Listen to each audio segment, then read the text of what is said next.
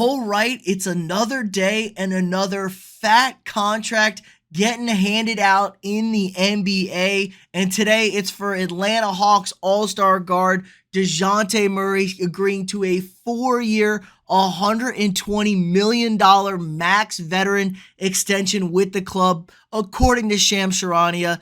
This is a bit of a surprising move to me, honestly. There was a lot of talk this offseason that they might be looking to move on from Murray after just one season. I mean, it really didn't work out as well as the Hawks thought it was going to. They paid a pretty penny to bring Murray over from the San Antonio Spurs, and it just didn't quite work out. They gave up 3 first-round picks and Danilo Gallinari to the Spurs to acquire Murray, who was coming off of his best season in the NBA at just 25 years old. You're expecting him to be in the prime of his career, to pair him with your all-star guard, Trae Young, after it's been 3 years now since they've made the Eastern Conference Finals. Now, they got pretty lucky in that postseason. The Sixers melted down. Ben Simmons has never played basketball again because of that series, but they got there. They won the series. They got to the Eastern Conference Finals, and they made the playoffs again this year. It was just kind of a letdown of a season. They expected to be a much higher seed. They had to get into the play-in game. They won that play-in game in Miami to go play Boston in the first round. They ended up getting bounced in 6 against Boston, and Murray was solid for the Hawks all last season. Was 20.5 points, 5 rebounds, 6 assists. Now, his points per game were down a little bit, but he's sharing the backcourt with Trae Young, who's a high-volume, super inefficient shooter, scores a lot of points, takes a million shots. So you expect that number to come down. Was still very effective, slightly above average defender, which helps when Trae Young is one of the worst defensive guards in the NBA. You needed to pick that back up. I thought he adds a lot. Now, people are going to freak out at the number. 4 years, $120 million, $30 million a year. It seems expensive for a guy who's a number 2, but I'm a big fan of Murray. Like I said, I think he is a great number 2 to have on your team. He can score the basketball, play slightly above average defense, which is becoming rarer and rarer in today's NBA.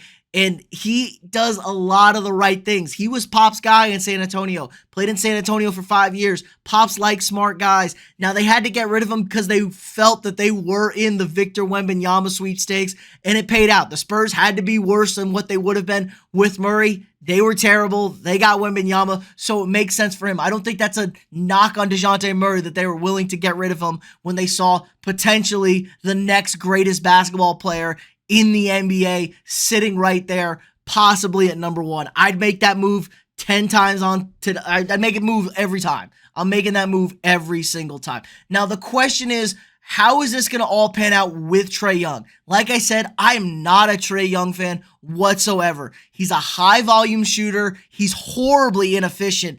42% from the field, 32% from 3 for a guy who's supposed to be a 3-point assassin. Takes a lot of shots, misses a lot. But hey, on nights you catch Trae Young hot, he don't miss, and he puts a 40-burger on you. So it's a lot of feast or famine with Trae Young. Not a big fan of feast or famine type guys, but you're Atlanta. You're kind of a smaller market team that really doesn't have much juice behind it. It doesn't feel like. It feels like the Hawks are always like kind of okay, kind of always in the playoffs, but never really any sort of threat for a championship team. And the Hawks maybe are trying to become that. Maybe they're trying to get over the line and get there. I'd be willing to move on from Trae Young. I think you could acquire a lot of assets for another bad, smaller market team that just needs to have their guy. But hey, the Hawks have their guy. He puts butts in the seats. He has people talking about him. He's in all-star games. So I get why you'd want to keep that guy. But they got to get this thing figured out. Are they always going to be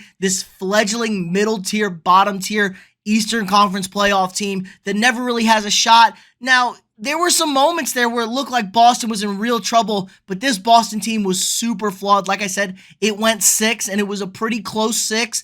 They could have maybe forced that thing to Game 7. They did have the game at home, and they fell apart. So that could have been more Boston dysfunction than Atlanta, is starting to figure this thing out. I get why they would be maybe optimistic that it was just 1 year and they can get these two working together in year 2, get this thing down, running smoothly. Trae Young has to be better. He's still a young guy, but come on, it's kind of make it or break it time at this point, Trae. If you really are that guy, you got to start making shots. You got to be more efficient. You got to be smarter. You can't be a fucking 30 shot a night guy in the NBA and shoot 40%. You just can't have that. We're looking at Russell Westbrook in the playoffs. Like, Jesus, dude, get this thing figured out. So I like this signing, extending Murray. I think they got to figure out the Trae Young situation. I'm okay with them running it back one more time this year, kind of a make it or break it year. The Eastern Conference feels kind of all over the damn place. Like, Miami just won the Eastern Conference, but nobody really feels that heat from Miami. Now, if they get Damian Lillard, I'd be very, very scared. Giannis and Milwaukee are back, but they're getting old. Philly's falling apart. Boston, who the hell knows what's going on, if they even have a competent head coach, because, man, they looked really outmatched this postseason. And it's just kind of it just doesn't feel like the juice you have in the Western Conference. So I'm okay with running this thing back, having some guys that can score baskets in big games. I mean, we've seen them put up points in the playoffs. Like I said, Murray was great, 20 a night until the last game. He was really strong, higher than his career averages. Trae Young, we know sometimes he can go blistering hot from the floor. He just needs to be more consistent. So if Atlanta figures this thing out, maybe the Hawks are kind of a threatening team. You don't want to play a team that gets hot, that shoots the three-pointer, because you'll get buried. You'll get absolutely buried on this team. So maybe try and add another piece. It just kind of feels like there's nobody really out there. I don't get it. Atlanta's an awesome city. I would think they would do a better job of attracting free agents, but maybe it just doesn't have that NBA market juice like it, just like some of these other teams have. I don't know, but a big contract for Murray. Interesting things moving forward in the NBA. A lot of guys mostly scooped up at this point, but I still think there's one or two really groundbreaking blockbuster trades sitting out there waiting for us. Damian Lillard, maybe the James Harden, maybe some crazy three-team swaps.